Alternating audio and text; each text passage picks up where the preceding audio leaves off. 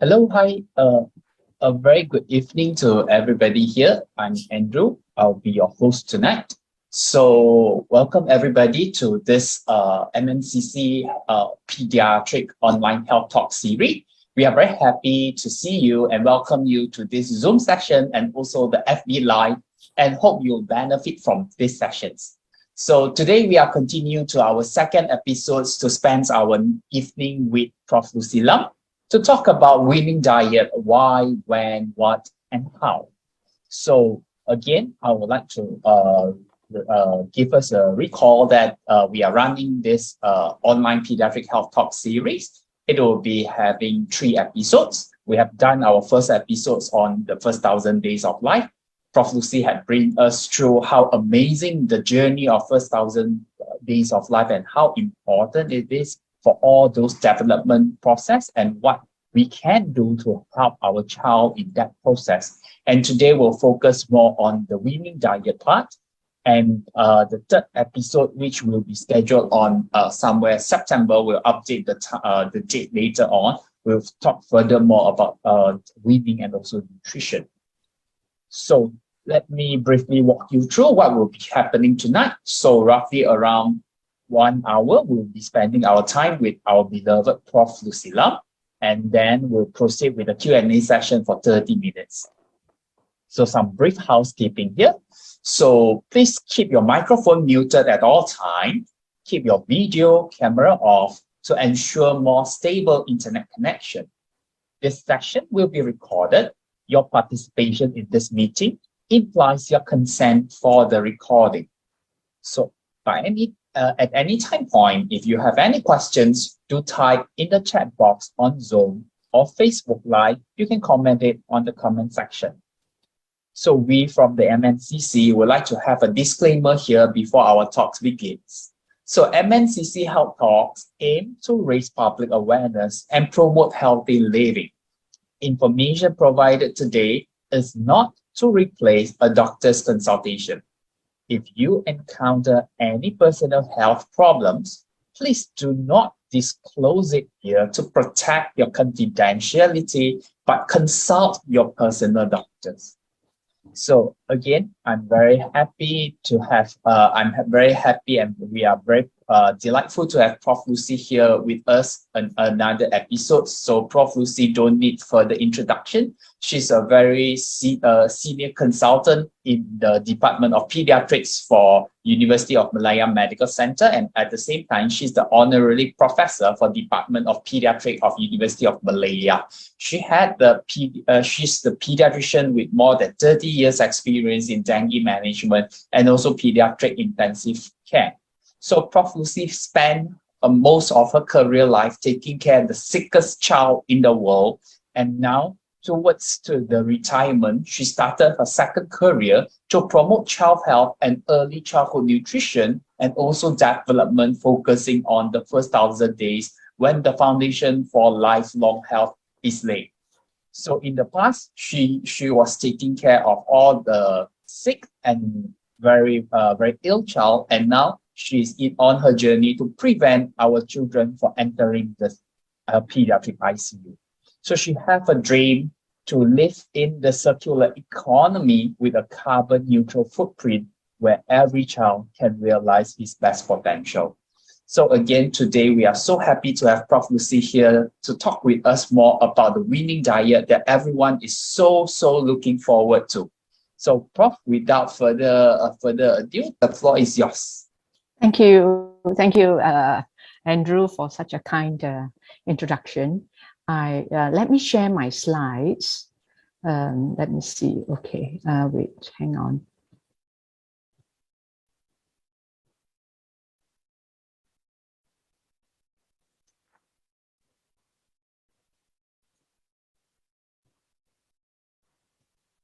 Can you? Is it on now?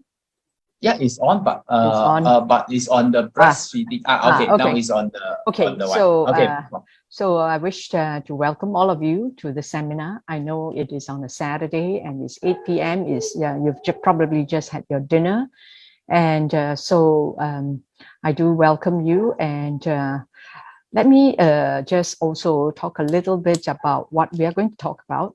So this is about complementary feeding. So the first lecture, we have talked about the first 1,000 days, and this is also during the first 1,000 days, but talking about the nutritional aspects. So the nutrition plays a critical part of the baby's healthy growth and development, and how and when the foods are introduced can have lasting impact on their eating behavior and their food preferences later in life. And hence this complementary feeding will also contribute to their physical and mental health in the future. So basically we are laying the foundation for their future physical and mental health, and also the health of the immune system. So in this lecture, I will also cover the why and the what type of food, basically from the Asian perspective, because I do know that there's a lot of in the literature from the Western, for catering for the Western audience, and not very much for Asians. So this will be the Asian perspective.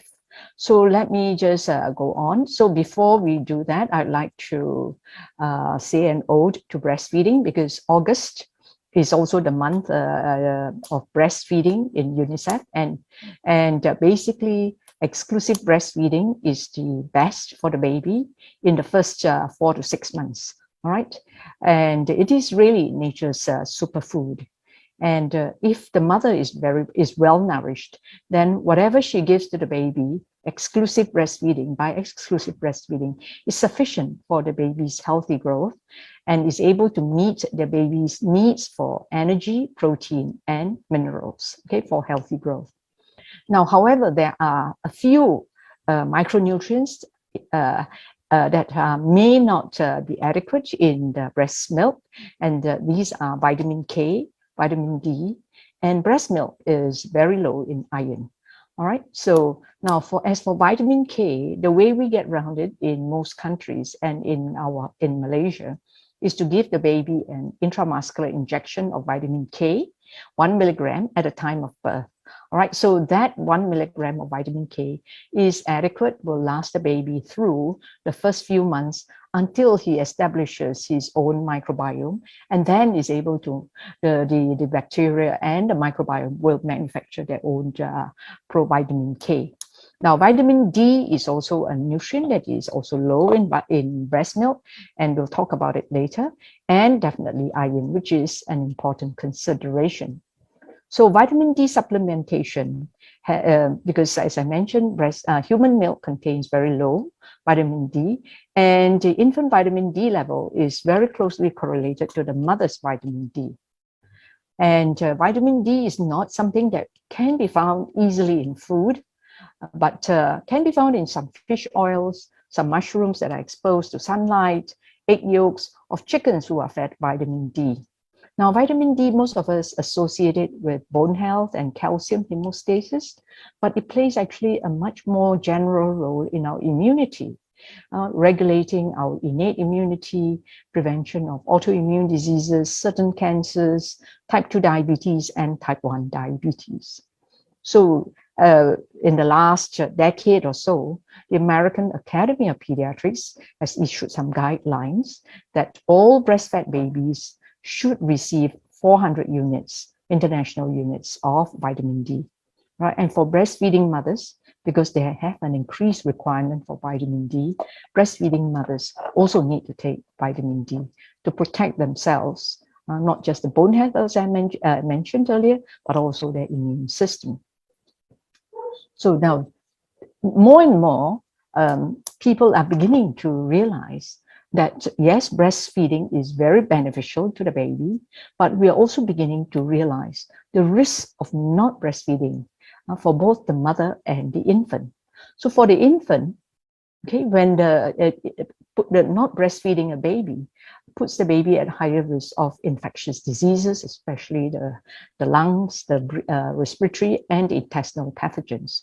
So what happens during breastfeeding is that the immune cells that produce a certain type of antibody we call the IgA, the secretory IgA.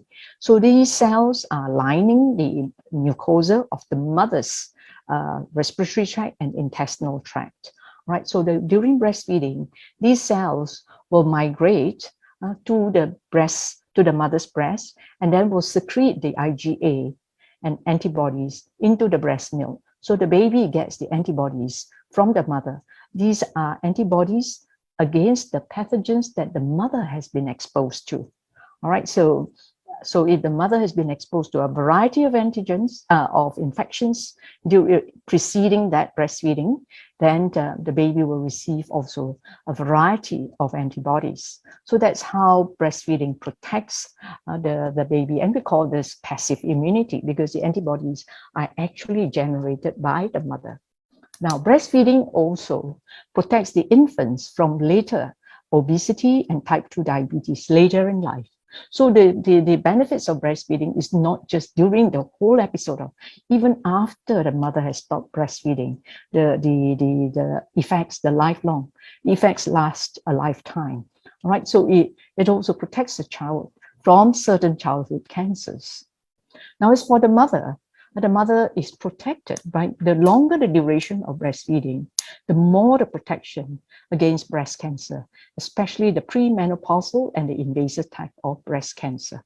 Protects the mother against ovarian cancer, and also regulates the glucose and lipid metabolism, and protects the mother against type 2 diabetes and the metabolic syndrome. These are problems that we are seeing so pervasively in our country nowadays.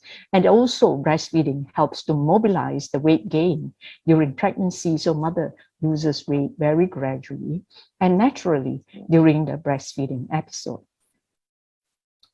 Now, we will come to complementary feeding. Now, the process of complementary feeding begins when breast milk alone is insufficient, no longer sufficient to meet the nutritional requirement of the baby. So we must remember that at this point in time, the baby's brain and body are developing very, very rapidly. It's never again in the person's entire lifetime. You will never see this type of rate of frenetic development. So during this time, the baby needs a lot of nutrients to support that type of rapid growth. And therefore, so at some point in time, the breast milk or the infant formula alone is insufficient to meet the nutritional requirements, and therefore other food and liquids are needed along with the breast milk or breast milk substitutes. Okay, so this process of transitioning from exclusive breastfeeding to eating family foods is known as complementary feeding. And it goes all the way up to 2 years. So by 2 years, you would expect that a baby is eating family foods. So we need to have that time frame in mind, all right? And we also know that after the age of 6 months, breast milk alone is not sufficient to meet the baby's rapid growth, the requirements to support that rapid growth. So during this time, during the first 1,000 days, especially in the first in the first few months, the early months, the growth and development, the nutritional the needs, we need to continue promoting growth and development.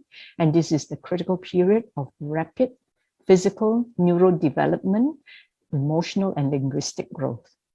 So the principles we need to bear in mind when we're thinking about feeding our baby is that it has to be adequate in terms of macronutrient, meaning the energy, the proteins, and the fat components. We have to think in terms of the micronutrients, because by this time, the stores that are in the baby's body that has been given to the baby by the mother has been depleted. So we'll talk about that later. So these are iron, calcium, zinc, and other vitamins. And the baby needs to now develop his own phytonutrients, get his own phytonutrients to develop his own gut system, all right? And it has to be timely, cannot be too early, generally we say not before 4 months, but not too late either, right? Because if the baby is ready and we are not giving, then the baby may slow down the growth. right? And also it has to be appropriate in terms of texture, flavor, and be given in a responsive environment, meaning that the mother needs to know that the child is ready to eat, the child is hungry, the child is full and doesn't want to eat anymore, so that that environment has to be very supportive of the child's needs. Okay, and as much as possible, we also want to encourage the child to be independent. So self-feeding is a sign of the child gaining independence. And of course, the food has to be prepared in a safe manner, meaning that in terms of bacteria, and so that the baby doesn't come down with intestinal infections. So these are slides from the WHO, which shows the energy needs of the baby from a different age up to 2 years, and the energy that the baby gets from breast milk. So in the first up to about 5 months, whatever energy that the baby gets from the breast milk is adequate for the baby.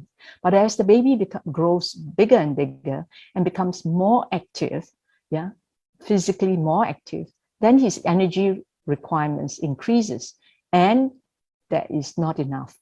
Relying on breast milk alone is not enough. So the dark blue bar shows the energy gap. And of course, this energy gap increases towards the age of 2 years old. Now, in terms of micronutrients, okay, so these gaps, of course, have to be filled by complementary feeding. Now, in terms of other nutrients like proteins, iron, and vitamin A, you can see that the dark blue, the gap that is need to be supplied for food other than breast milk is the highest for iron. All right. So in terms of protein, you're still getting more than 50% from breast milk. In terms of energy, less than 50%. In terms of vitamin A, breast milk is still fairly good. So basically, at the end, after the age of 6 months, exclusive breastfeeding alone is insufficient to meet the nutritional needs of a growing infant. And as we showed here, the need for iron is actually the highest. And therefore, the food that we give to the baby should be rich in iron. And if possible, it should be from an animal source, such as red meat, organs, other fishes. Plant-based sources are also good, but later we'll talk about the absorption problems related to plant proteins in terms of their iron bioavailability. So when is the time to start complementary feeding? So we have talked about the nutritional needs. So the gastrointestinal, that means the intestines, have to be mature to be able to handle the digest and to absorb the food. And the child's kidney system also needs to be able to mature enough to excrete the extra salt that they might be taking, right? And in terms of the brain development, the child has to lose his the neonatal reflexes like the rooting reflex and acquire some new skills with his that to be able to handle food, what we call the oromotor skills, right? The muscles of the mouth, the tongue, the jaw, the child needs to learn to use these muscles and joints in order to handle the food. And of course, the child needs to have fairly good head control. If his neck is very soft, then it becomes very difficult for the child to be able to handle the food in the mouth. All right. So basically, with the questions that we ask the parents is, can the child hold his head up? Okay. Does he open his mouth when the food comes his way? Means that he is really ready. And is he able to move the food from the spoon to the back of his mouth? So the child needs to do that. You can't put a spoon to the back of the mouth. The child, if you do that, the child will gag. All right. So you can only put the food in the front, near the front end, and the child then has to move the food to the back of the mouth in order to swallow it. Okay, and there is what we remember the first session we talked about the critical period and the sensitive period, meaning that period in the child's life where whatever they learn it easily, quickly, easily, with no problem. So there is a sensitive period for chewing and accepting food variety. especially the vegetables. Vegetables slightly greenish, a bit of a bitter taste. Yeah, now in children, they have a period in their life where they can accept, they're eager to eat. So whatever the taste, they will accept it. Okay, and this sensitive period is actually not a lot of, it starts at around about 4 months, and then it ends at about 10 months. So between these 4 months and 10 months, you really need to get on with the food. So generally about 4 to 6 months, the kidneys are ready. About 4 months, the child's gastrointestinal system is already ready, and the child is ready to eat. So by about 4 months, he can hold his head up, he can move the food already. So we should be ready. Once the child is ready, we should be offering the child food. Now, it's very important I need to mention this, that we do not blend the food or puree the food, because we really want the child to learn to chew. Okay, the child is not going to be able to chew just because he's older. He can only learn to chew when there is food in the mouth that needs chewing. All right, so we cannot chew the food for him and then put it into his mouth and expect him to learn to chew. All right, so the food that is offered should be mashed or cut, but still pieces, and the child has to chew it before he can swallow it. All right, so there's a sensitive period, which means that it's very limited. And during this period, if you give it, the child learns very quickly. If you miss this period, then it will take a longer time for the child to learn to chew. All right. So generally at about 5 months, when they come for their 5 months visit, I will introduce a topic of solid food. And although in Malaysia, we follow the WHO guidelines that we only start complementary feeding at the age of 6 months, I will generally tell them, if your child is ready, please go ahead and start. Okay. And we also need to be very cognizant of the fact that the child, particularly the exclusively breastfed child, is at high risk of iron deficiency. And iron is very, very important. It's not just for the hemoglobin. It is for brain development. All right, plays a very structural role in brain development. And remember, I told you how fast, rapid brain development is. So iron plays a very important role in that energy system. All right, so we need to make sure that the child doesn't become iron deficiency. So what are the foods that we generally advise the parents to give to their babies? Is liver. Why liver? Because liver is rich in iron, zinc, other minerals, the B vitamins, and is a very, very good source of protein. Eggs, especially not half-boiled egg, but the egg has to be hard-boiled, not overcooked, but just nicely cooked. And generally, I will tell them to give the yolk before the white, because there is less allergy problems. In fact, all the allergy related to eggs is related to the egg white, not the egg yolk. All right, so it's okay to give the yolk fairly early at about 4 months. And eggs are a very rich source of protein and vitamins A, D, E, and K, and beta carotene, right, which is a very strong antioxidant. Tofu is also a very high quality protein and very rich in minerals such as calcium and iron. Right, anchovies, our ikan bilis, is a rich source of fat. Okay, especially if you eat the brains, don't throw away the brain, the head, and don't throw the bones, because those are where the fat and the good, the DHA are. So it's a good source of iodine because from the sea, iron, calcium. All right, so generally I will advise the parents to blend the anchovies into powder, and then you can then put it into their porridge when you cook it. So then the baby gets the head, all the fat and the DHA. All right, and spinach and other green leafy vegetables, they are rich in vitamin K, iron, and other minerals. And we should not puree these vegetables. They should be cut. All right, they could be cooked and then cut before you serve the baby. And peanut butter, very, very important because it's a plant protein. And if you kind of want to avoid the peanut allergy, then you need to start it early, all right, at about 4 to 6 months. And nowadays we have really quite a number of brands of healthy, please bear in mind, not any brand, not the commercial brand, it has to be a healthy brand. And healthy brand doesn't mean it's expensive All right, so you just need to shop around for a healthy brand of creamy peanut butter, and then get your baby onto it. All right, and fruits, very important. Okay, I always advise parents to eat locally because local fruits have less preservative. Right? And the fruits have to be cut in big pieces so that the child can hold the fruits. Okay, so now I like to talk a little bit about eggs because a lot of people get really nervous about eggs. They say, oh, cholesterol, allergy, blah, blah, blah, blah. So this was a very nice study. And it was done in Ecuador, in a rural area in Ecuador. And they had what we call a randomized control study. And they looked at the growth of the children. Okay, in the eggs were started between the age of 6 months and 9 months, and they gave these children eggs for 6 months. But they had a control group. So the control group are the children who did not receive any eggs at all. Okay, so there are two groups of children. One received nothing at all. The other one received 1 egg a day, 1 egg a day for 6 months. All right, starting from the age of between 6 to 9 months. So at baseline, so this, I have to apologize what all this means.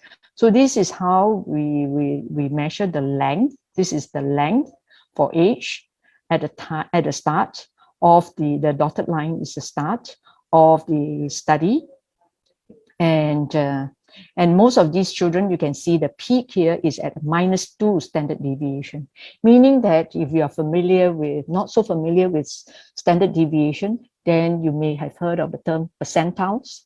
So -2 standard deviation is equivalent to the 3rd centile, means that the child is already stunted. So about 50% of the population in each, both the control group and the intervention group, 50% of them are actually stunted, going by the dotted line. Now the solid line, okay, so this is at close to -2 standard deviation. All right, so they are very, very short children to begin with, babies. Yeah. Now after the intervention, yeah, so that is the solid line, and you can see that the length has increased. Okay, this chart has gone from -2 to -1, so they have improved by 1 standard deviation. 1 standard deviation is like going from the 3rd centile to the 15th centile. All right, so the child has actually grown in trajectory in the intervention group. In the control group, they still haven't grown. They're still short. All right, so this shows that, giving 1 egg a day every day helps in the child's length, okay, growth in length. So I like to introduce another term called dietary diversity, and this was introduced by the WHO in 2010, so more than 12 years ago now. And basically, these are the food groups that children need to be eating between the age of 6 to 24 months. Okay, and at least 4 of the 7 food groups. So the food groups are, you're probably familiar with all of them, the grains, roots, and tubers, we call the carbohydrates. So in Malaysian context, it would be like the rice, the porridge, the bihun, the meat, the pasta, spaghetti, the roti canai, yeah, equivalent, all right? And then the second group are the plant proteins, the legumes and the nuts, the beans and the nuts, right? And the third group are the dairy proteins, the dairy products, the milk, the cheese. These are also proteins, but they are from the dairy products, cow, okay? And then the flesh foods, okay? These are the red meat, the chicken, fish, and internal organs. The fifth group is also another protein. So you can see that of the 7 food groups, 4 of them are protein sources, eggs. All right, and then the 6 are the vitamin A rich fruits and vegetables, which are important for the immunity. And the 7th is other fruits, the green leafy vegetables and fruits. These are important source of fiber that will help in the establishment of a healthy microbiome. So now just to go through this is how we do our education in our clinics. So generally when the patients are ready, the child is ready, we will talk to the parents and show them this chart, which has 8 food groups. Here we have 8 because we include one on susu ibu. Okay, so includes, so there are 5 groups of proteins, okay, and mother's milk is one group on its own. So the first group are the carbohydrates, which is, as you know, is a source of energy. When we eat these carbohydrates, you might be able to read them, you know, the rice, the porridge, the meat, the tosai, roti canai, and the potatoes. They are digested in our intestines into sugar, glucose, and they're absorbed as glucose, and then that stimulates our response to control the sugar. And if we eat too much of this, then it, of course, for a child who's very, very active, you know, if you have children, you know, they are running and then they only stop moving when they're sleeping. So they need a lot of energy. So they need to be eating carbohydrates. But as they grow older, they are moving less, and then they might not be moving. They're in front of the TV or the time. Then still eating the type 2 diabetes, right? Now, these 5 groups of proteins, they are the proteins, and these are very, very important because they form the building blocks for our muscles, for the bones, for the brain. So you want your child to grow taller, you must make sure that they get adequate proteins from all these types of food, all right? And it's very important for brain development as well. And then these last 2 groups are the plants, vitamin A rich and green leafy vegetables. These are where the source of fiber, which will feed our gut microbiome and establish a healthy gut health, and phytonutrients, which play a very important role in balancing our immune response. Okay, more about the fibers, because more about the proteins.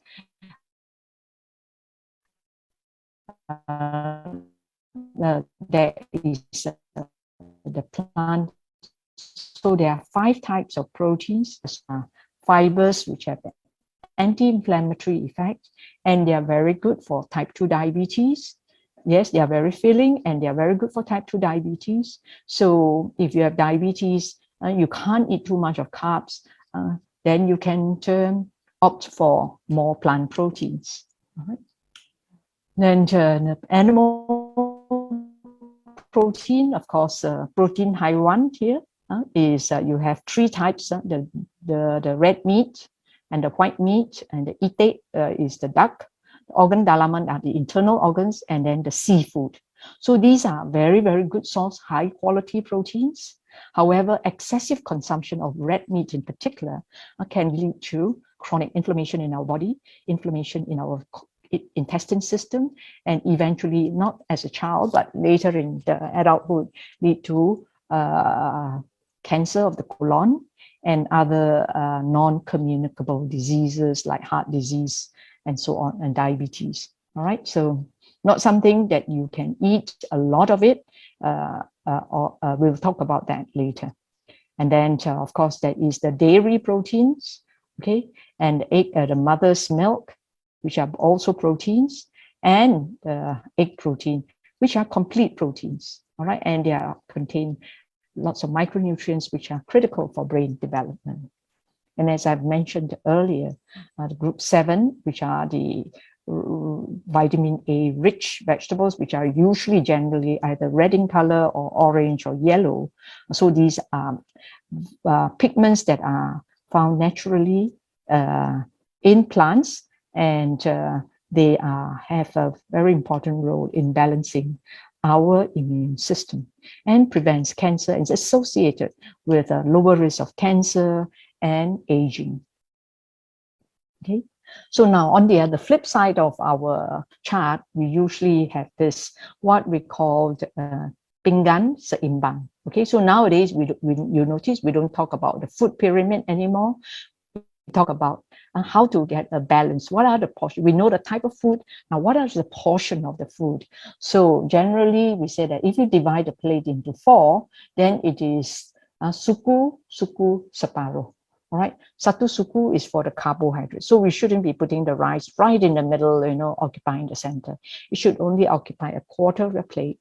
Then the other quarter is for the proteins, including plant proteins, animal proteins, and eggs.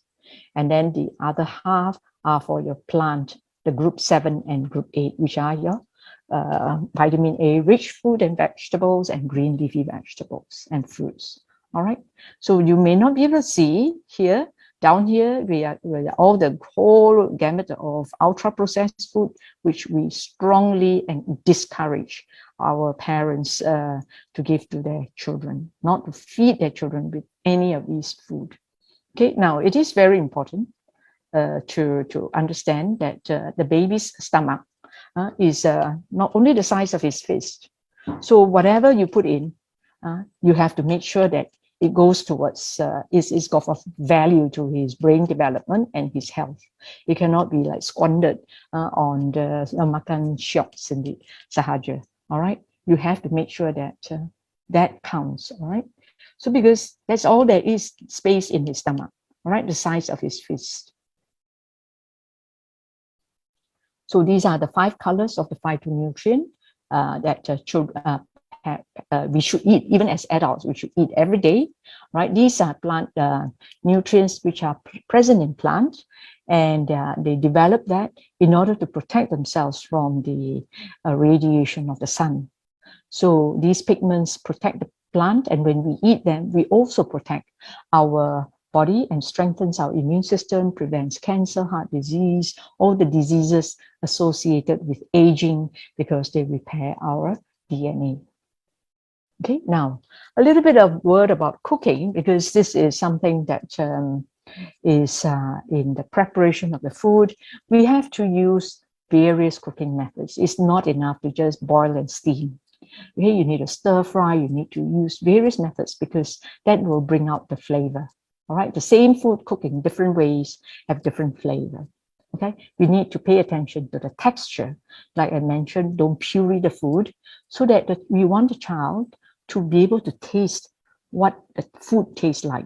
So you can, but you have to serve it cut into small pieces. Okay, and if they already got teeth, then you can give them the whole chicken drumstick and then go and let them handle themselves. All right, taste is very important. Okay, we should enhance the taste of vegetables, in particular vegetables, with frying the onions, the garlic, the herbs, the soy sauce. So we are Asians, all right? We are not talking about, Western cooking where they boil the vegetables. Asians never boil the vegetables, all right?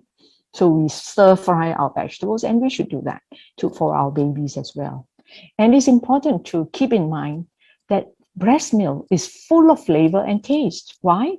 Because everything that a mother eats, the flavor, the taste, is actually expressed in the breast milk. So the baby has already tasted tom yum, has already tasted garlic, has already tasted curry. If the mother eats curry, the baby already tasted it already.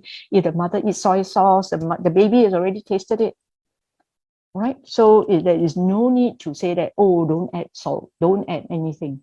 The baby has already tasted it. If you don't add anything, the baby will reject it straight away, because he said, this is so nothing like what I'm used to, which is breast milk. All right.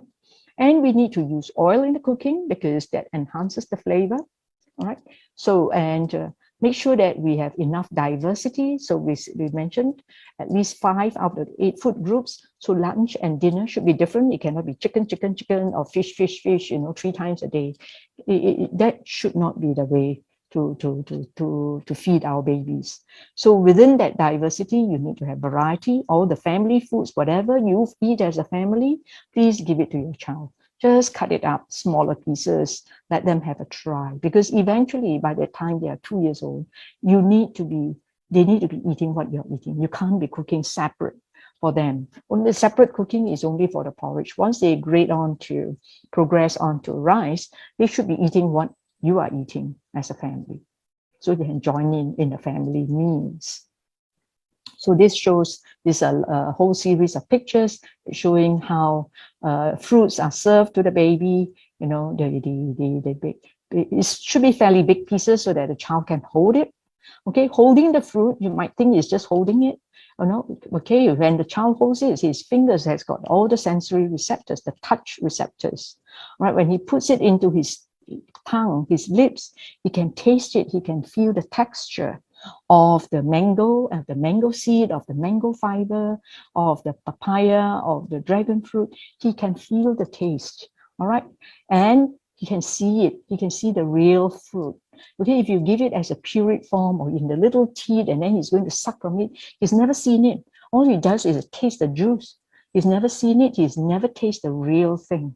So please don't do that for babies, because this is a very important activity.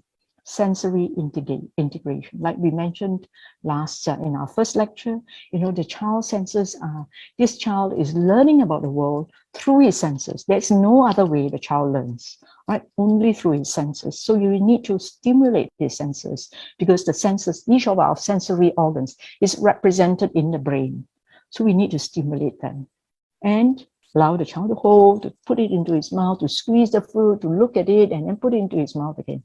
Basically to enjoy making a mess. That's okay. So these are the types of food that can be served. You can see here lots of variety, ingredients go into the porridge. So the first porridge might be a little bit softer and finer, but not blended, still soft, lumpy, sticky, all right? And then later on, when they are a little bit older, a few weeks later, they can grade on to slightly coarser and to coarser food, all right? So, but basically, the texture has to be, it should be soft, it should be concentrated, it should not be liquid, all right? Semi-solid, it must taste delicious, and please remember, don't blend the food, right? So another picture of, these are food that are sent by my parents of our children, all right? Their children are about 6 to 7 months, okay? So they have put a lot of things into their child's porridge. You can see that it's so rich. Okay, it's how many food groups is here? 1, 2, 3, 4, 5. 5 food groups in one meal, all right? So I like to just, maybe we'll take a break from at this point. Chin An? Chin An? Yeah, so while we're taking a small break, let's launch a mini poll. Yeah. Yeah. So I'm going to launch this poll, so feel free to answer it.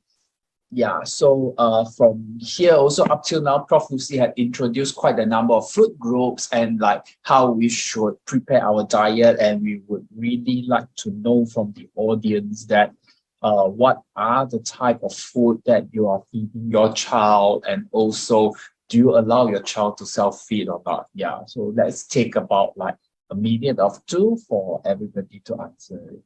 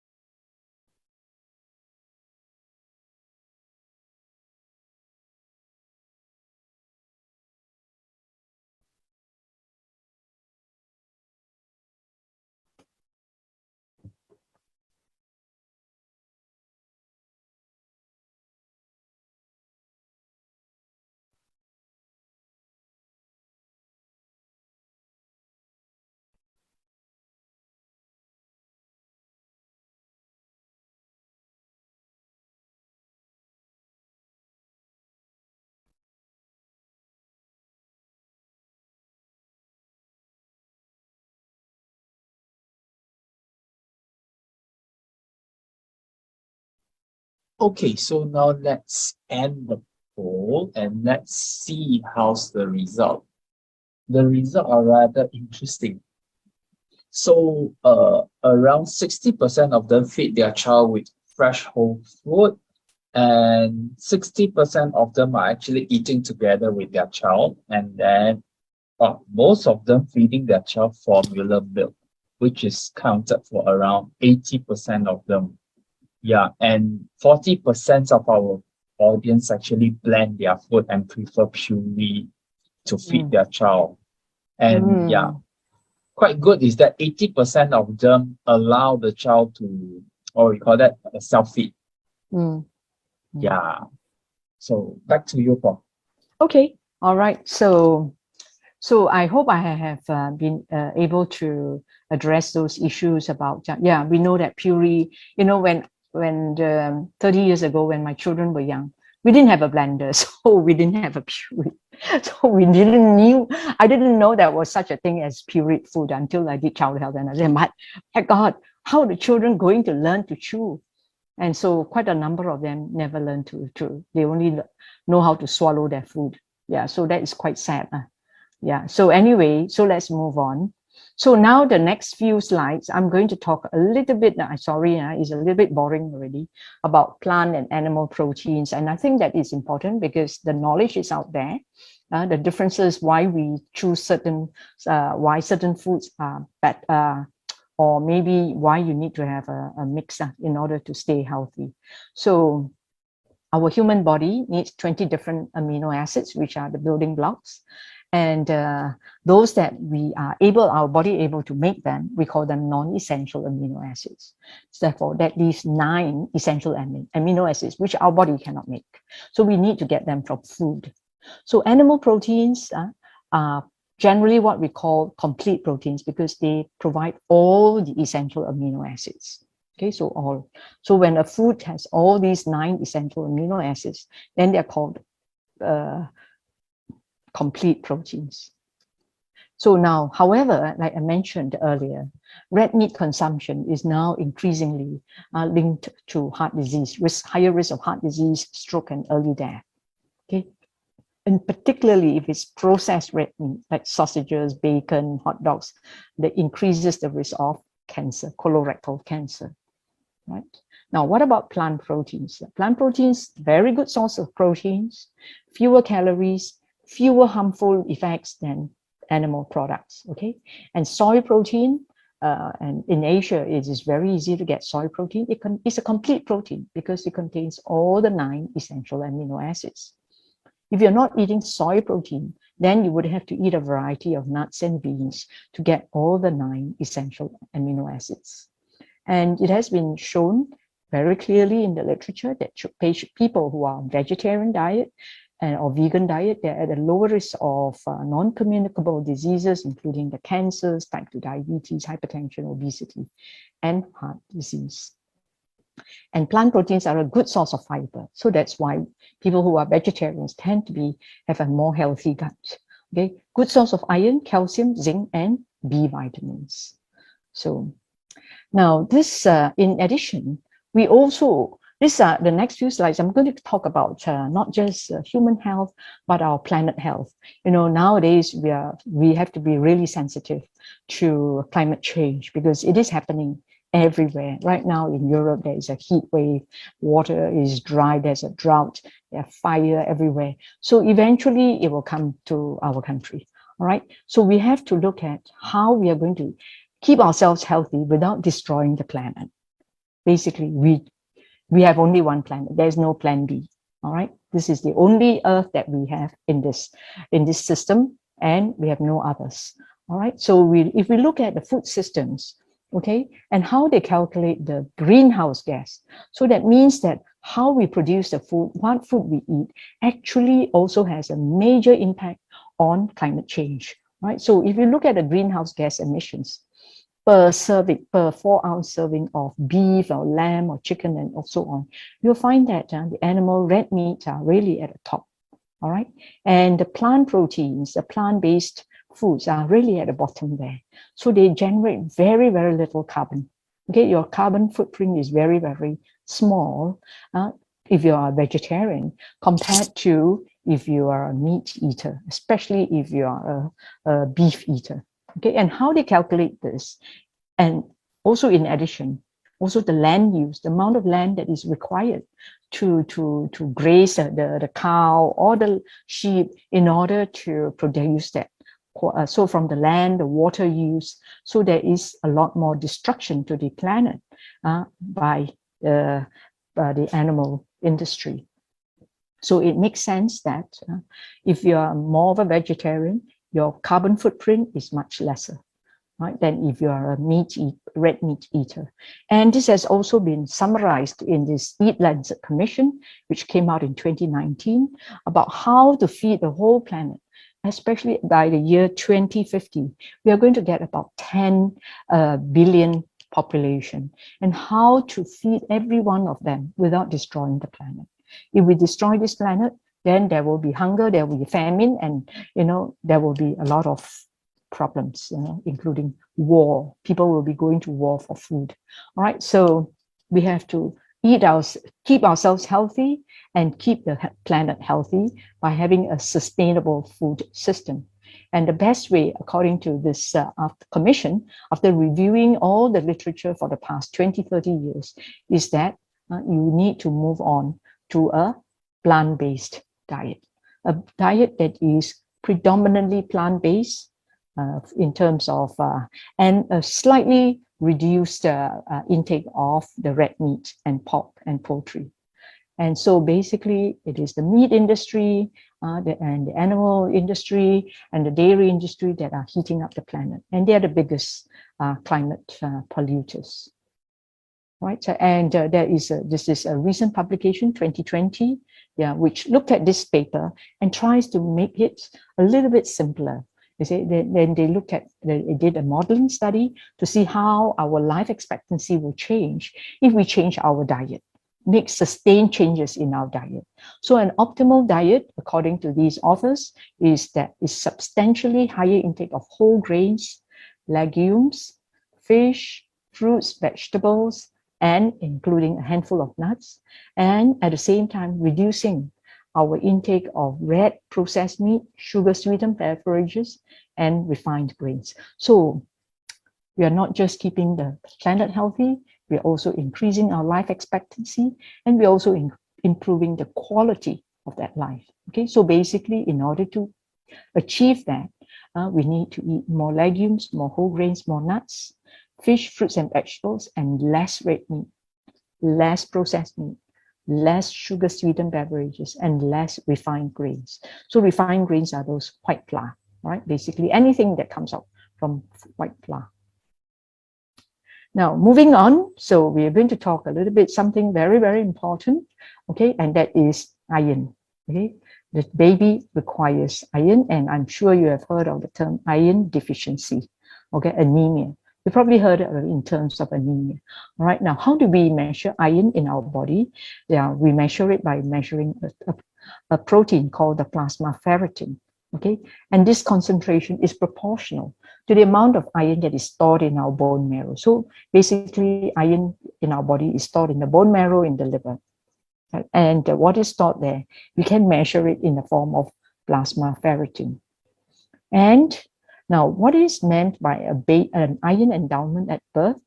This means that during the last trimester of pregnancy, it means after the 26 weeks, from 26 onwards, the last 13 weeks of the pregnancy, the mother will transfer a lot of iron from her body to the baby, to be stored in the baby's body. Okay, so this is the endowment. It's like an inheritance. Okay, and this is the amount. Most of it occurs during the third trimester, and this is not determined by the mother's iron status, except in very severe maternal iron deficiency, except when the mother has no more iron in her own body, then she can't transfer anything.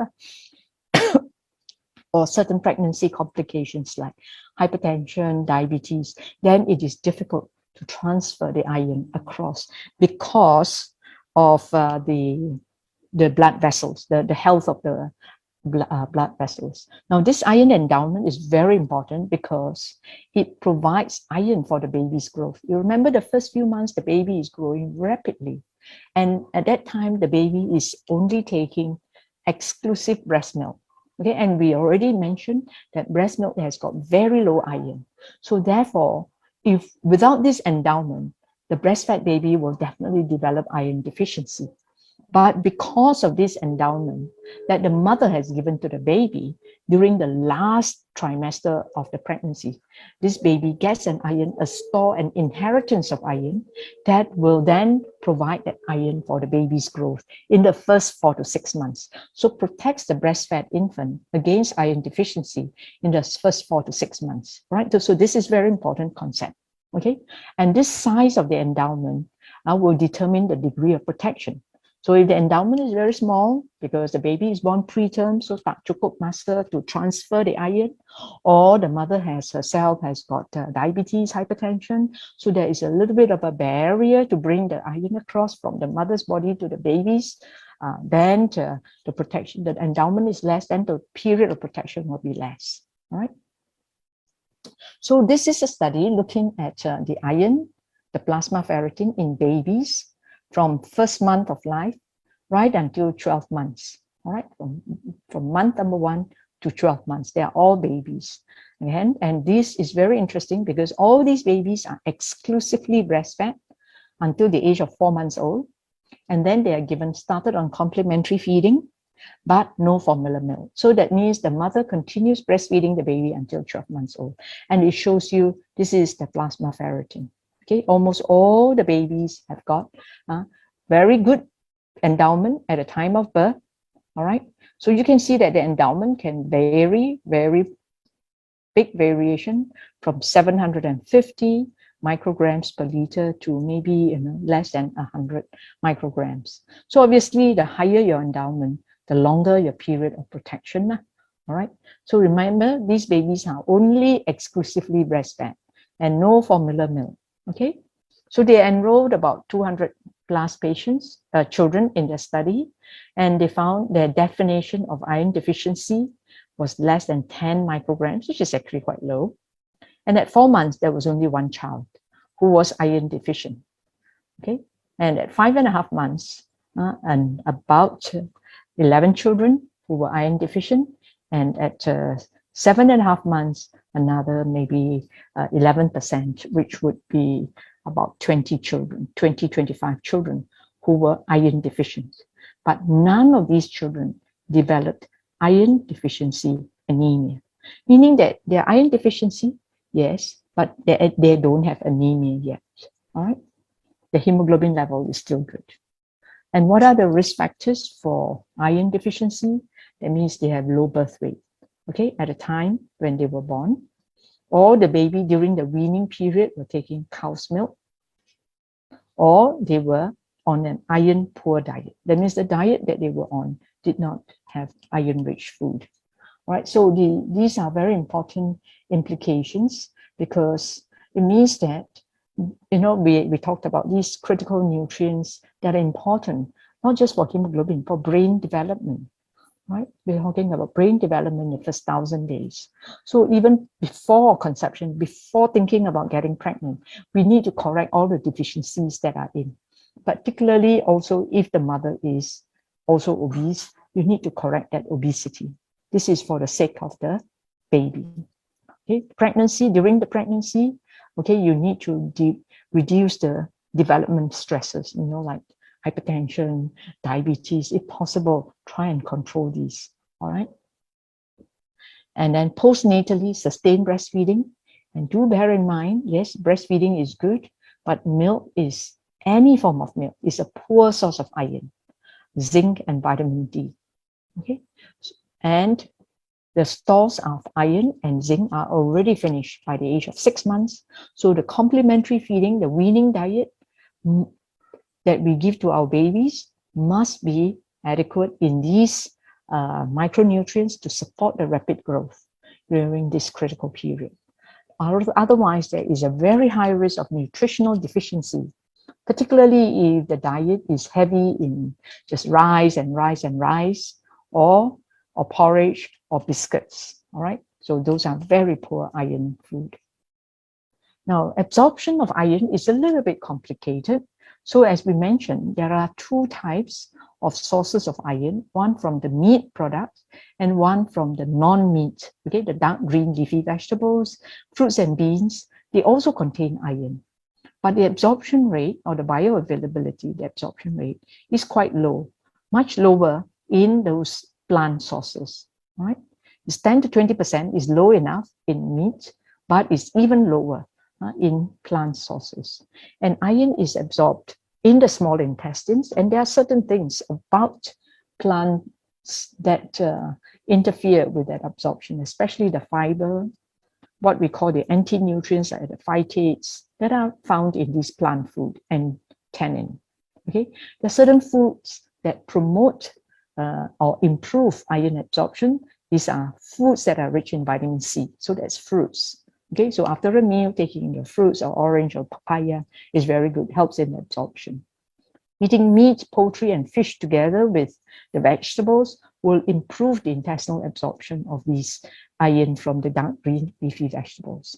But drinking cow's milk, especially the unmodified cow's milk, will interfere with iron absorption. So fresh milk, is not good because it will interfere with your iron absorption. So we measure growth, but growth failure is actually a very late finding. By the time the child is stunted, the child has not been getting nutrients for several months already. So it's not a sensitive way to pick up nutrient deficiencies. And as we mentioned, iron deficiency anemia is also a very late sign of iron deficiency. All right, and iron deficiency has major impact on brain development. All right, so it is therefore the only way to prevent all this is to monitor the child's quality of the food and to ensure that the child gets a variety of food to get all the micronutrients. Okay, a variety cannot be just a few things, eating the same food day in, day out, cannot. So from this variety, the child will get the nutrients. All right. So in our clinic, we also encourage our parents to make if they are really up to it, to make something like this. It looks like Milo, but it's actually liver powder. All right. And so from 6 months onwards, we make sure that these parents are already, giving the child the liver, the internal organs. You can make it into bone soup, dark green leafy vegetables, or if they are taking iron fortified foods like, formula milk, which are iron fortified. All right. So they will get that source of iron from there. Okay, but avoid unmodified cow's milk in infants, and in toddlers, they shouldn't be drinking more than 500 ml a day. And the follow-on formula should all be iron fortified. All right. So generally they are iron fortified, but the optimal concentration, nobody really knows. All right. But as I said, they are not very well absorbed. Okay. So there will be a lot of excess iron in the stools, and that will also muck up your intestinal microbiome. Okay, so in our clinic, we generally encourage the parents to allow us to screen their children, their babies, for iron deficiency, and usually do that at about 1 year, about 12 months. Or if they have risk factors, if they are still breastfeeding and no formula feeding, or if they were low birth weight, pregnancy complications, we'll screen them earlier so that we can pick up. And you see, sometimes the parents, they don't realize that how fast or how much iron the baby needs, right? Until they see that the iron is so low, right? So, yeah. So it's not enough to measure the hemoglobin because, like you said, you wait for the hemoglobin to drop. It's very, very late stage of iron deficiency. Okay. Now, last few slides, I'm going to talk about just something that you may have been thinking about, especially when we talk about nuts and eggs, you think, oh my God, these are all allergenic. Yeah, so actually, our knowledge of about food allergy has changed, has turned around 180 degrees. 20, 30 years ago, the teaching was that, if the baby, you want to avoid allergy, don't give the child the nuts and the eggs in the first few years of life. But now we realize that major clinical trials with randomized control trials, good quality trials, have shown that the key to allergy prevention is not to avoid the food, but to give the child early in life, okay, as early as 4 months. Start giving those food, right, as early as 4 months to avoid the allergy. And not only to introduce the food early, but to do it in a sustained way. That means you keep giving, you don't just give and then don't give. all right? You have to give it 2 to 3 times or even every day, like eggs. In this study that we showed earlier in Ecuador, they give eggs every day. There was not a single instant of egg allergy, all right? So who should we be? If you have a family history of allergy, then you need to be concerned. You might be concerned about it. But if you have no family history of food allergy, you don't really need to be thinking about this at all. All right, you should be giving your baby the food, the variety as much as possible early in their life. Okay, so the take-home message is that in this lecture we covered nutrition. Last lecture we talked about stimulation and exercises and sleep. All these play a very critical role in the baby's healthy growth and development. When, what, and how foods are introduced have lasting impacts on the eating behavior, their dietary preferences, and therefore their physical and mental health and the immune system. Okay, so start sometime between 4 to 6 months when a child is ready. Get ready, go. All right. As much as possible, give whole food, home cooked, instead of those ready-made processed food that comes up from a bottle. Please remember the diversity, at least 5 food groups every day. And within the diversity, you must have the variety.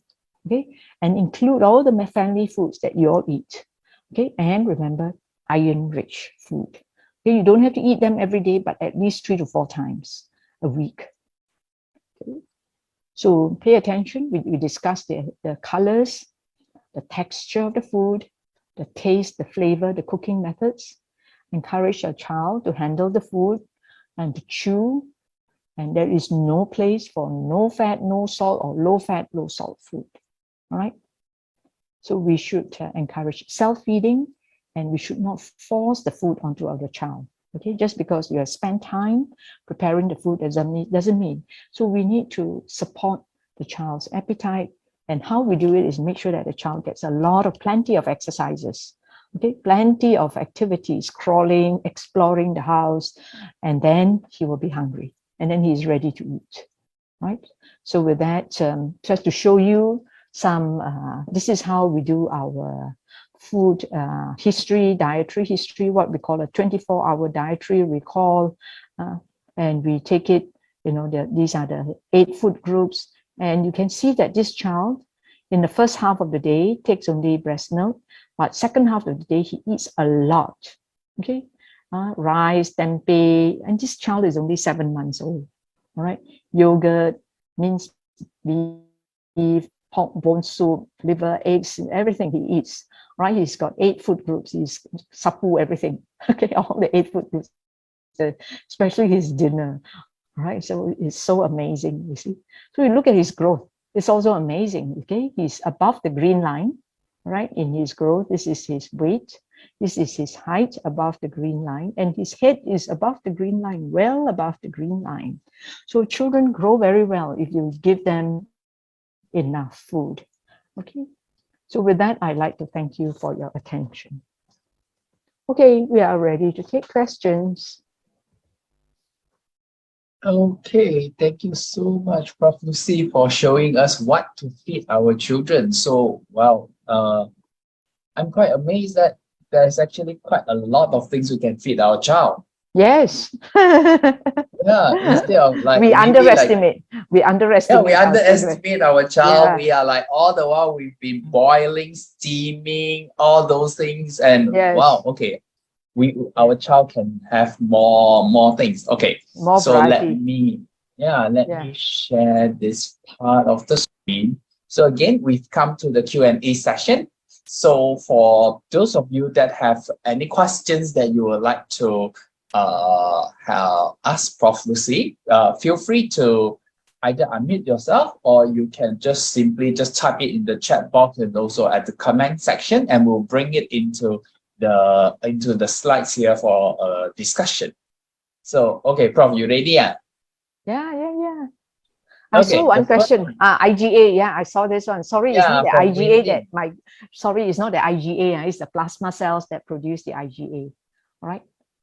This is Okay. the plasma B cells that produce the IgA. They can migrate in the bloodstream.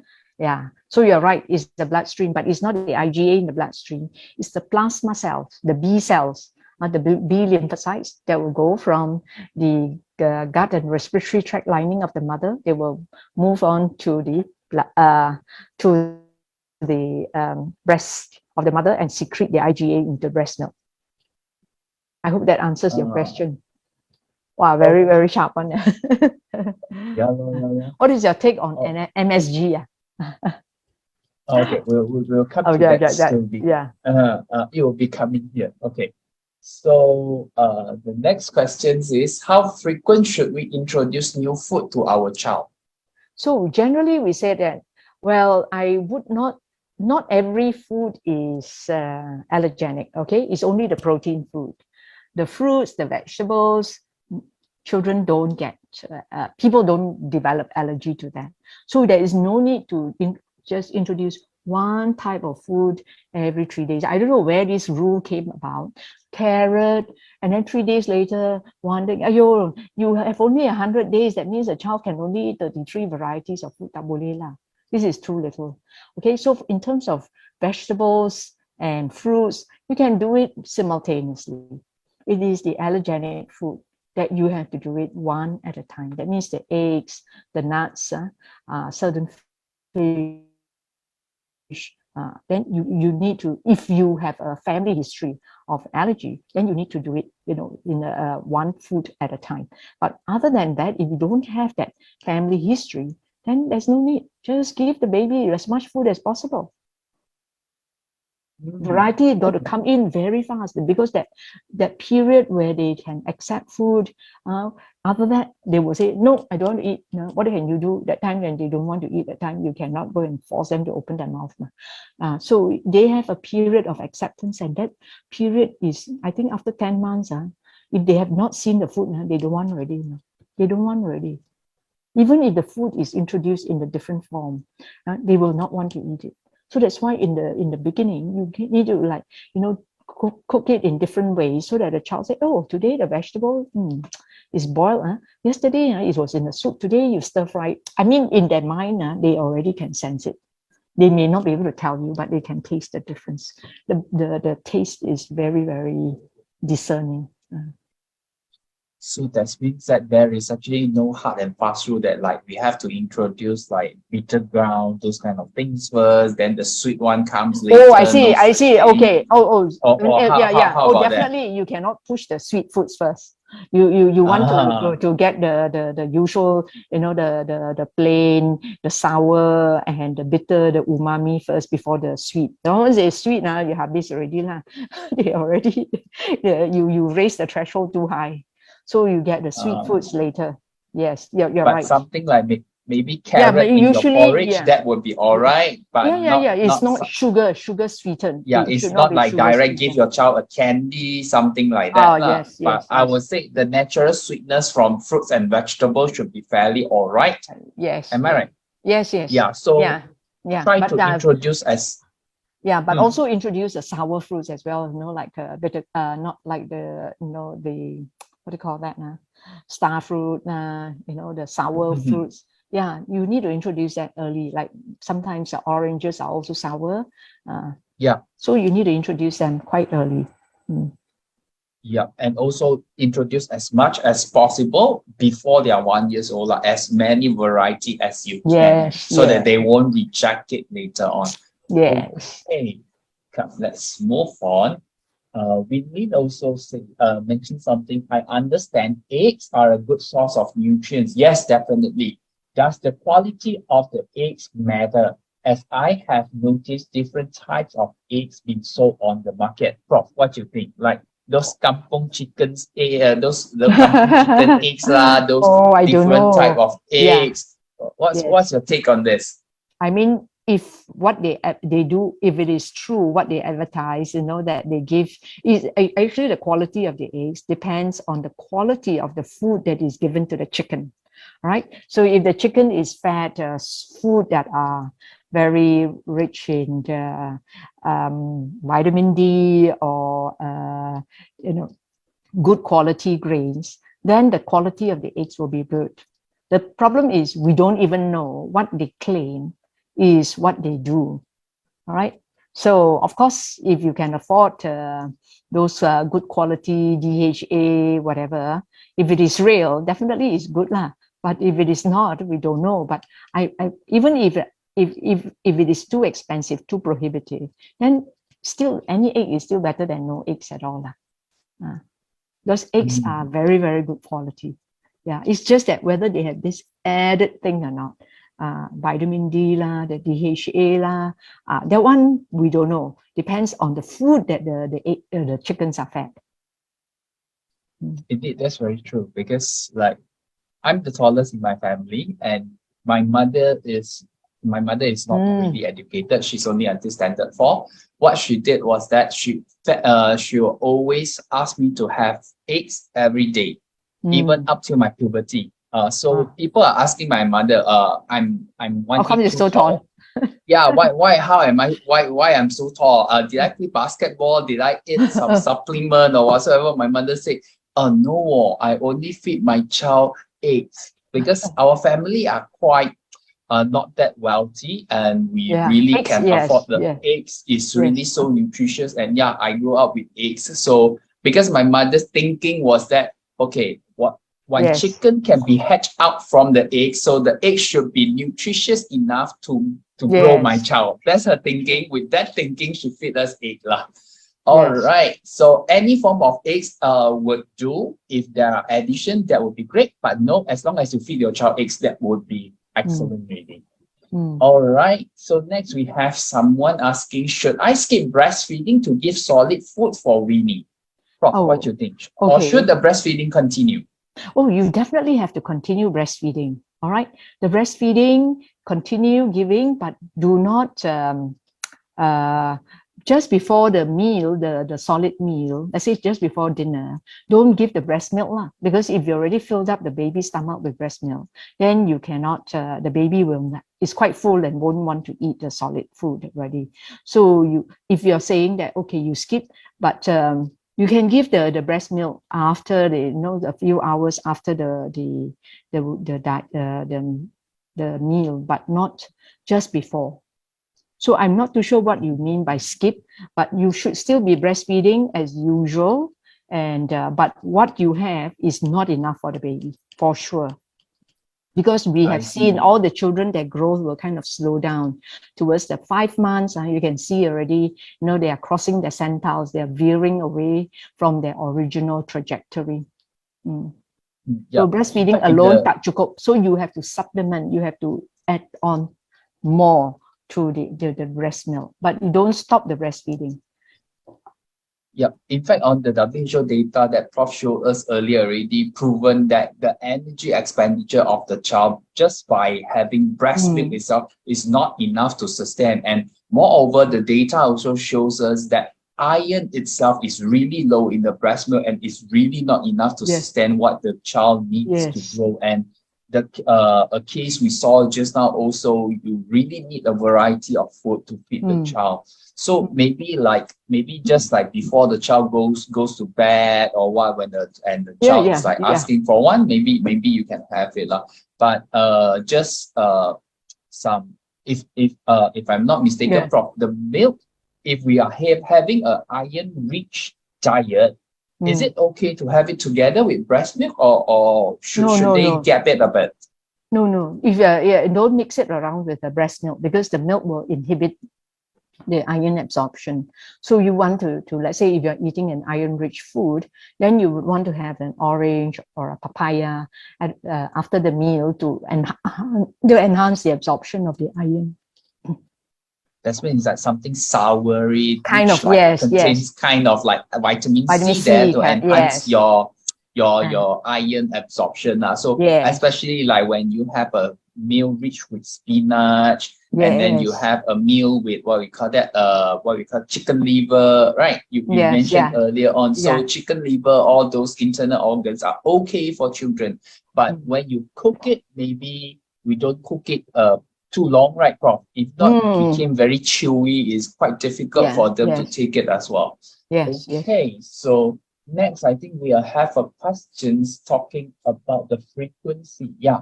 How many meals or how frequent should we feed our child for weaning?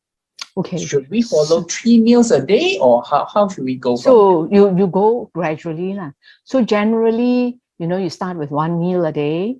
If you're starting at 4 months, okay. But if you're starting at 6 months, then you better run fast, okay. So by 6 months, because some parents, they want to wait until 6 months, and then when the baby is 6 months old, they want to start slowly. I say, my God, everybody is running, and then you're still going slowly. So by 6 months, they should be 2 meals. And then by about 9 to 10 months, they should be having 3 meals a day. All right. So you start off with 1 meal and then 2 and then 3. But generally it will be 3 main meals and then with the 2 other snacks. Snacks, maybe we slot in something like fruits in between, something like that, right? Yes, Prof? no biscuits. Okay, it must be fruits.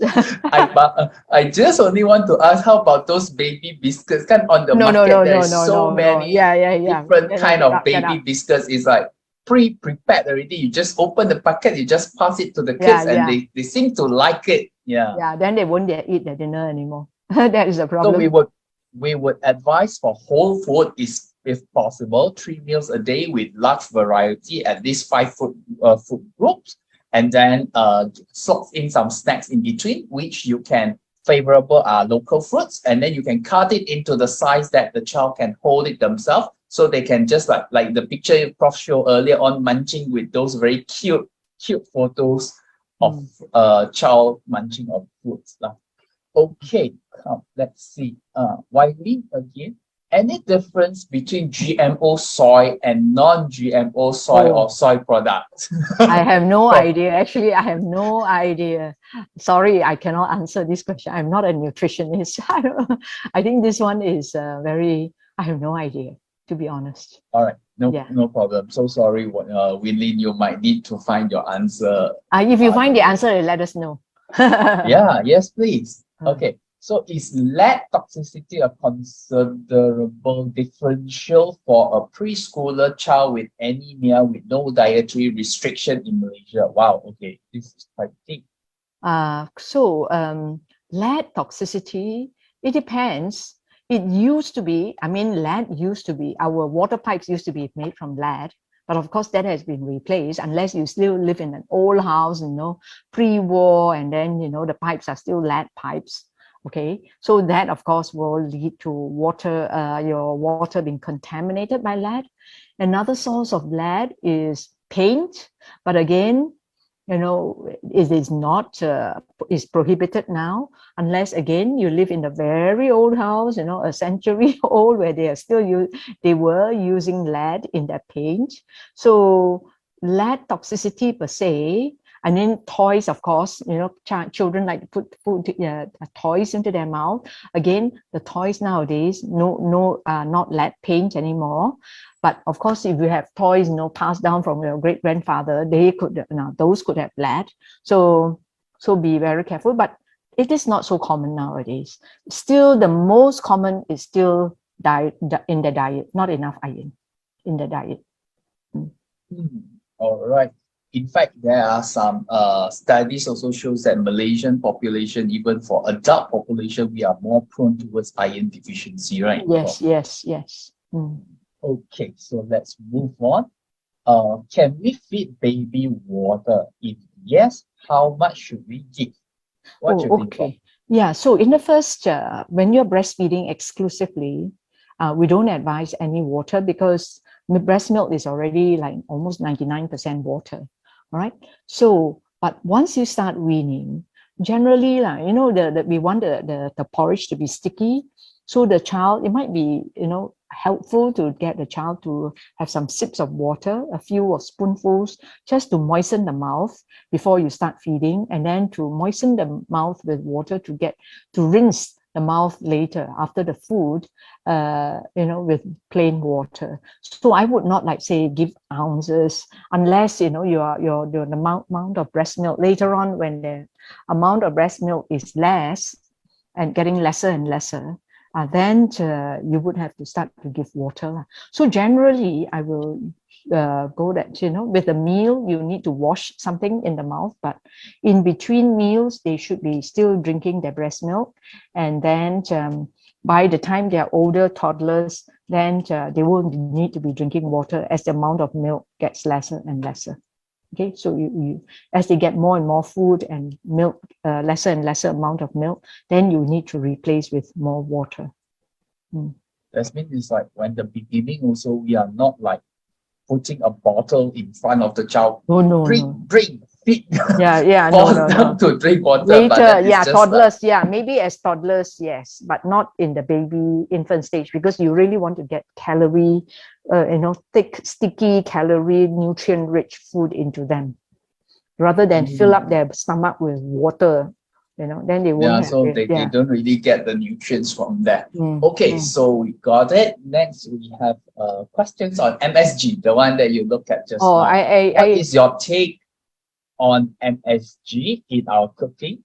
Is it always associated with a poor choice of flavor enhancer? I think so. Yeah, I myself can't take MSG. I get tachycardia. I get an adverse response. With I don't know how in children, but generally we say no MSG, because I don't know which part of it that it is causing the symptoms that I have. I get kind of a throbbing headache, and then I didn't had it before until just recently, when maybe because my food became a bit cleaner and cleaner, so we get less MSG. Those will become very sensitive to all these flavor enhancers. But generally, we say no MSG, but they are allowed to put soy sauce, because soy sauce is generally made from fermented products, soy products. So it's a very, very good natural enhancer, and because it has been in our culture for a long, long time. So I think we have developed a taste for it. And generally, if parents put 1 or 2 drops of soy sauce in their food, you can see the child will eat very different, will be eating a lot already. Otherwise, the child will look at the food and they say, what is this? You add the sesame oil and then the soy sauce in, and the child will, wow, so nice. Okay. I think it's in our culture, so it's in our DNA. But MSG, I'm not too sure. I have a headache when I get that, when I eat that. It's just like what you mentioned, Prof. It's like breast milk is full of flavors, and suddenly you feed them with this plain porridge. Then like, or plain vegetable, or worse, you go and blend like, it, and then they will say reject straight away. Everything boiled and steamed. Okay. And you expect them to like, yum, yum, yum, I want more. It's a bit not realistic. So MSG might not, but yes, please put in salt and maybe some soy sauce inside there. Yes. And I think, Prof, the other day we did discuss about this salt things for the child, and for them, their renal system, their kidneys are perfectly fine on handling all this salt, right? Am I right, Prof? I mean, we are not making the food salty. We are making the food tasty. Just a little bit of taste. It's not to make it salty like hamyu, That one I say is salty lah. But if you just add a quarter or 1/10 of that, it gives a different flavor to the vegetables already, to the food, especially the vegetables. So that makes the child, puts changes the flavor of the vegetables. And if you add oil in, it's even better. I don't know, maybe, definitely my children grew up at a time when we didn't have blenders. We didn't have all those, everything steamed together. We didn't have all those. We just cook the porridge, and then we just add when we want to feed them. We just add the food. So that's why when I did child health, I said, what are you doing cooking your vegetables for a few hours? My God, vegetables shouldn't be cooked for so many hours. No, vegetables should be just stir-fried and then cut into small pieces. What they need to invest in is a pair of scissors. They go everywhere with us. We go to Penang, everywhere we go, we bring that pair of scissors. Okay, and then that is the scissors that will be cutting all the vegetables and meat into pieces that they can handle. Basically, it's like what we'll have porridge for them, but then what's on our plate we'll cut into small pieces for them to have a try as well, something like that. So that it's like I've seen mothers that like preparing food especially for the kids is like, Yeah. oh, I need to use a brand new wok and I need to use a new set of utensils, cannot mix with adults because they are like oil free, everything is like totally free. So it's like there is one whole cook set is just to cook baby stuff and then adult stuff. So it's like I've seen how mother been exhausted in this kind of situation because you need to prepare food both ways. Yeah. So now that it's like, okay, look, you can actually feed your child something on your plate, but just make sure it's not salted egg or salted fish lah. Yeah. Okay. So let's move on. I think we have a desperate mother here. Thanks for the wonderful talk, Prof. My baby was eating well in the past. However, all of a sudden, my baby refused food. What should I do? Yeah, it depends on how old the baby is. And we must remember that the baby will only eat when they're hungry. They are not thinking about, I want to lose weight, I want to be slim. They don't have that kind of mind. They only say that I'm not hungry, so I won't eat. Or the food is not good, I won't eat. All right. So if your food is really tasty and your child refuses, that means he's not hungry. Right. So you have to make sure that the baby is hungry. So how to make sure that your baby is hungry before the meal is don't feed the baby with biscuits. Like say 2 or 3 hours, for 2 to 3 hours, no biscuits, no milk, no formula milk, no biscuits. Completely, I think biscuits are overrated. In fact, they are the biggest stumbling block to healthy nutrition, healthy diet. So don't even bother to buy them. All right. So then you have only the fruits. So fruits are quite easy to. Why fruits are good? Because they filled up the stomach, but because there are no fat, no protein, so they empty very quickly. So it empties and the child feels full for a short while, and then after that he's hungry. Okay, so snacks, definitely you have to control it. And then the second thing about how to improve the child's appetite is to make sure that the child gets a lot of activities, right? Make sure that he crawls, and if he's a bigger child, then he needs to be going out in the play, in the sun and sweat it out, and then he will be hungry. Or if he's a baby, let him crawl, make sure that he gets a chance to crawl and not like, caged in a little playpen, and then he doesn't get a chance to explore the house. So those are things, you see, once they move around, they use up energy, they will be burning up already. What they have eaten, then the gas tank is empty. Gas tank empty, that means they want to eat again, right? If they refuse food, it's because the gas tank is still full. He hasn't used up yet. So we have to empty the gas first. True, very true, Prof.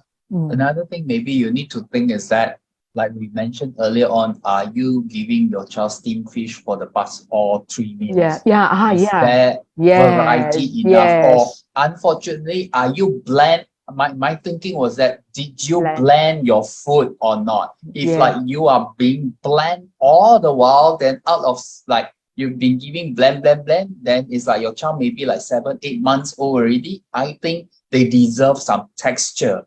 Right, Prof? Definitely. 7, 8 months, better get on fast, man. Because the sensitive period will close at about 9 months. So if you missed out on that, then they only eat, swallow. They don't know how to chew. Right. So they're talking about variety of food. If they are, if you're eating 3 meals, the 3 meals should not be the same food.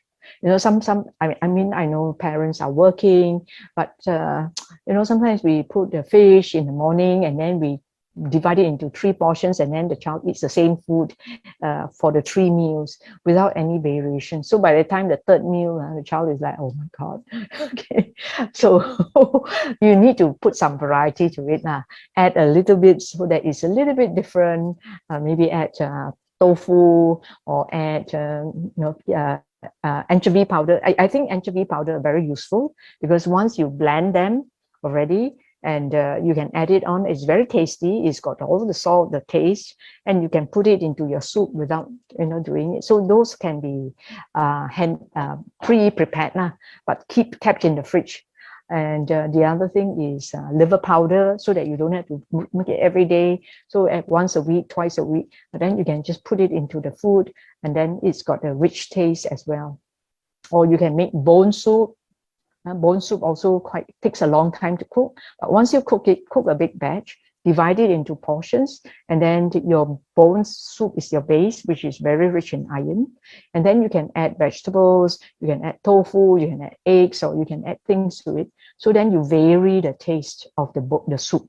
The soup is still the base is there, but you put different ingredients in it. So that will help to give different flavors, even though it may look the same, but it tastes different. Babies are very discerning one. No, yeah. Also, Prof, you want to share with them your recipe on your anchovies powder and your liver powder? How can the parents we can. those Yeah, stuff? I will send it to you. We do have in my clinic, so that some mothers it's actually given to us by one of the mothers. And then we found that, it actually works very well for the child. So we took it, we got it from her, and then we translated it. So I can share it with you. Yeah, maybe we include that in the ebook, ebook, so that there will be like a a brief recipe on how you can prepare this anchovy powder. Again, don't buy it outside. Prepare it yourself. Prepare you can yourself. actually prepare it yourself. And well, I think the other day we also discussed on this, on the anchovies powder also, you don't need to wash it until like so clean, because a bit of the salt inside that is okay, is perfectly fine. Like the other day I'm discussing with Prof Lucy was that we are living in the Asian country. We should not really go for like low salt kind of things, because you are sweating all the day. Your baby, in fact, sweat a lot. So no need to worry about the salt too much. They can handle it. It's just that, but we will still wash it once to get rid of the dirt and everything lah. So again, if you would like to know how to prepare this anchovy powder and also liver powder that Prof mentioned earlier, or even the broth, the bone broth, stay tuned for the ebook. We will insert all these things inside the ebook for your reference. So mommy, please don't be so sad. This desperate mother, you have some ways to some remedial action already. Flavor your food more. Put siyao into it. I would say flavor your food. Make sure siyao ketchup, and then your child will like it already. Make sure the gas tank is empty. Okay, next. My baby, Olivia. There are more questions than people. I see only 10 participants, but the questions are more than the people. The questions are really a lot. Okay. My baby, 15 months old, he doesn't want to make formula milk and only wants breast milk. Is it okay to not take formula milk? If not, how to make him take formula milk? Prof, I think you got the answer already. Okay, actually, it's not necessary for them to take formula milk, okay? Because formula milk is an ultra-processed food, right? And it's not natural in the human evolution. It's only this, since the industrial age, that people started to have formula milk. Before that, everybody is on breast milk, and you have no more breast milk, finished, that's the end. Okay, no more milk already. Or you just drink cow's milk. But having said that, it is not necessary that the baby needs to take formula milk. A lot of children just take breast milk, and when they're weaned off, they don't take any other milk. But for this group of children who are not on formula, because formula milk, one thing good about it is that it is iron fortified and vitamin D fortified. So if the baby doesn't take formula milk and is only on breast milk, which is good, which is very, very good, very, very healthy, these children will grow up to be very healthy. We have to make sure that they get their iron source from iron-rich food, like the internal organs and the fruits and the vegetables, dark green leafy vegetables, right? And they get vitamin D from the sun. They are out in the sun, playing in the sun at least for 30 minutes every day to get their vitamin D. All right, so if they get this, they don't need formula milk. Okay, so this child will grow up to be very, very healthy. In fact, there have been a recent study that shows that drinking a lot of milk, yes, will contribute to height growth, but these taller people who grew tall because they drink a lot of milk, the IGF level is very high and it turns on and it's very difficult to switch it off. And then eventually they'll develop cancers, right, in older age. They're related to cancer. So it is very important not to push the child to excessive formula. Okay, so that's one of the reasons why we said that if it's okay if the child doesn't want the formula milk, just stick to the breast milk, but make sure that he gets his iron from other sources and his vitamin D from the naturals, from the sun. All right. I hope that answers your question. It's a very, very good question. This is, we want to support mothers who, children, they just don't want the formula. That's fine. But breast milk is good. And the longer the mother breastfeeds the baby, the more the protection she gets against breast cancer and ovarian cancer. So it's good both ways. And some of the child is 15 months old already. You can really shift your attention on more variety of food and variety already. Yes. Focusing on breast milk alone. No, some parents, they give a lot of formula. So my child don't want to eat, so I give milk. So that means you are not weaning the child. You're not weaning the baby. Weaning means you're getting less and less milk and more solid. So every time the child doesn't eat a dinner, then you say, okay, at night give the milk, more milk. Then you are not weaning already. You're replacing a solid meal with a milk, with a formula milk, lagi worse. We see children, sometimes the parents, they don't know what to do. Yeah. So don't do that. Don't replace a solid meal with a formula bottle. All right. Yeah. It should be like on the way preparing your child to slowly go towards solid food and slowly go toward your family diet so that your child can eat together with you, those kind of things. Yeah. The other thing is that you can try giving the formula not in a bottle but in a cup. Okay, they may be able to like drink a cup of milk. Yeah, but not the milk that comes out from the, what do you call that? That Dutch Lady brand, whatever brand. Don't give that kind of milk because those are ultra processed milk. In fact, formula milk is ultra processed. Okay, so well, Olivia, your kids is actually choosing the good stuff. Yeah. Okay. So let's move on. Just now, so Weaning mentioned that so many questions because these are all your hardcore fans. Oh, okay. Okay, so next from Priya. Many parents are worried about cooking in babies when they are when they are advised to start feeding at 4 months, hence the blending of food.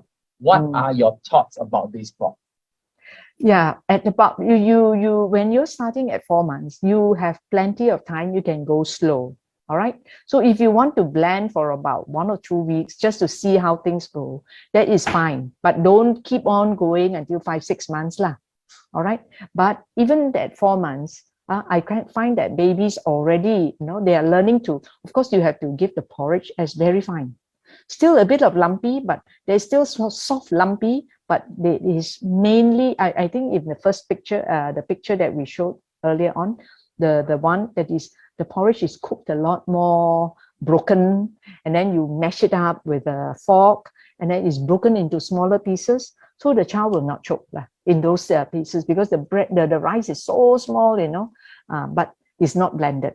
Because once you blend, the child will not feel the texture. So once a child doesn't feel the texture, the whole oral cavity is still very sensitized. It's very, very sensitive. And later on, if you give solids, the child will reject it. All right. So be very careful with this kind of practice of blending for too long. So I generally say that don't blend, but you can use your fork and then mash it up. Because however much you mash, there will still be some texture. And that texture will not choke the child. Will not. If the child is going to choke, the food that you blend also will choke already. Yeah, indeed. Like so the child will learn to chew a bit, and as his chewing gets better, you can then go on the the rice can be a little bit more coarse. Yeah, in fact, just like what Prof mentioned to me the other day was that the part of your body that you didn't touch much are the Mm. ones that would be so sensitive. That's Yes. how some of our kids is like 1 year old, 2 year old already is totally refusing solid food because Mm. when you trace it back during their childhood, you are not introduced any of this. So their mouth are like, it's just like your Very skin. It's sensitive. so Yeah. delicate, very sensitive. It's like you just get used to all the smooth texture, the nice Yes, yes. feeling. But when the rough ones, like the gauze, start to get in, it's like it's exactly to them, it's like gauze inside their mouth. They just can't take it. And yeah, that's what contributing to them in their adult life later on, that you're having difficult time to introduce solid food in their diets. Yeah. So cooking it and then smash your food is really a good idea. Yeah. Okay. Thank you so much. I mean, Prof. And I mean, for centuries we didn't have a blender. The blender is a recent invention, isn't it? Where got blender in those old days? Where got house got blender? Only in those days, it's so expensive. It's only now that the blenders are affordable. In those days, you and I, when we grew up, where got blender in our house? We got How did our parents? Mokta and paste. Where got blender? You think your mother will go and pound this thing for you? You eat now lah. You just eat. You just mash with the fork and then you eat lah. No such thing as. My mother was hilarious one. You want to eat, you eat. You don't eat, I throw it to the dog. That's it. Yeah. Okay. Thank you so much, Priya. Let's move on. I think we got a few more.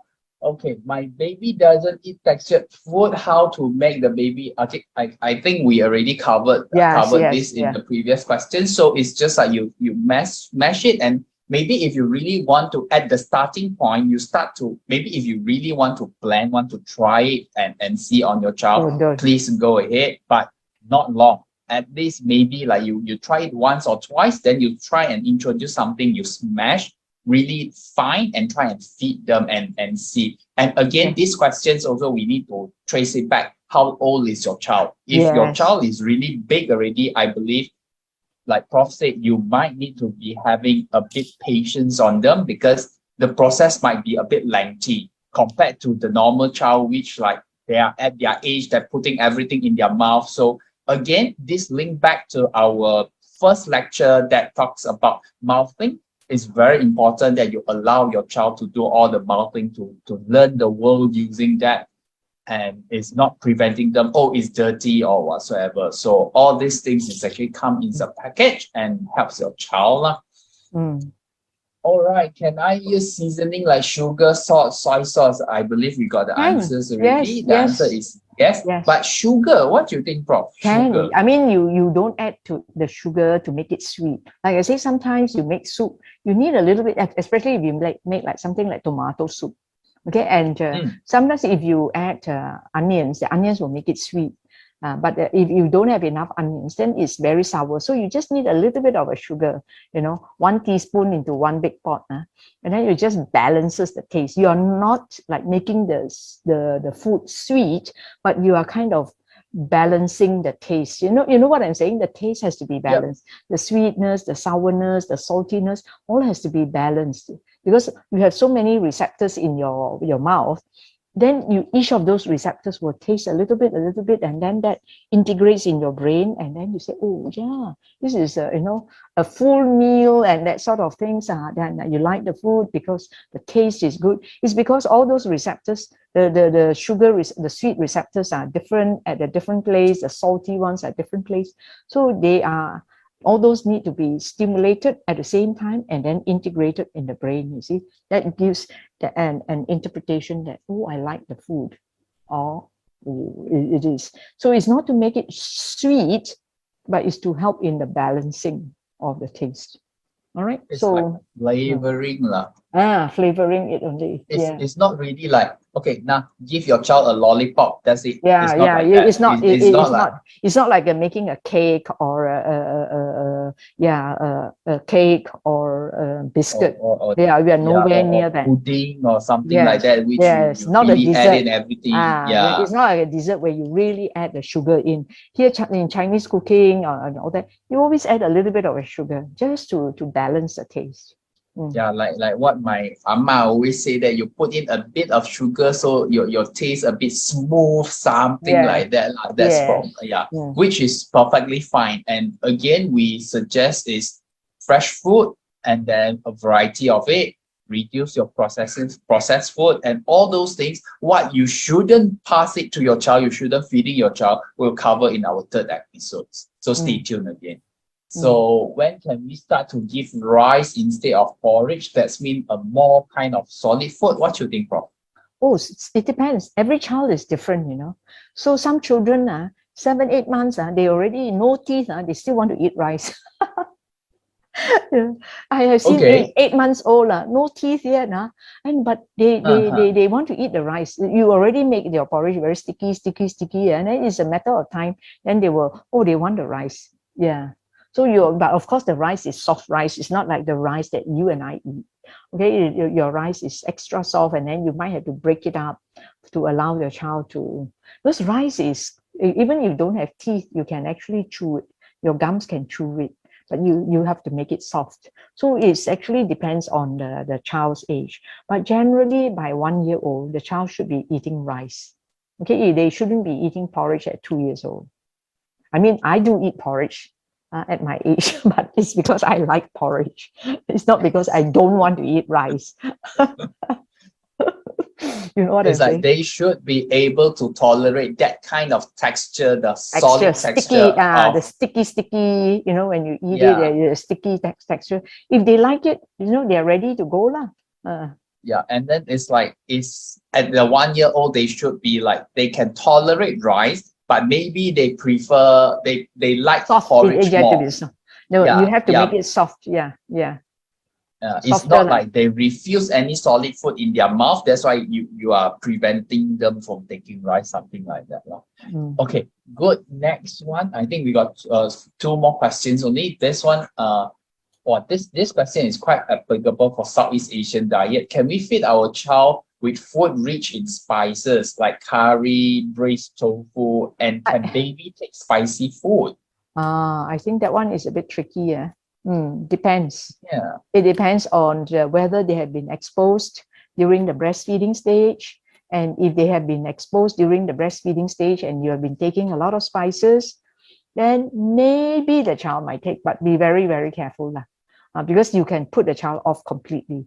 If your child have not been breastfed, then I would say don't try it too early.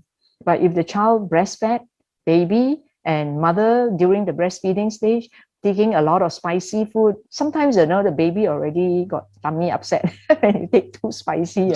So you have to be a little bit not so spicy also. So it does means that the baby already eating those spices, already exposed already. So curry, so it depends. Yeah, it's important that if the mother is breastfeeding, you have to be very careful with your diet. What you eat also affects the baby's tummy.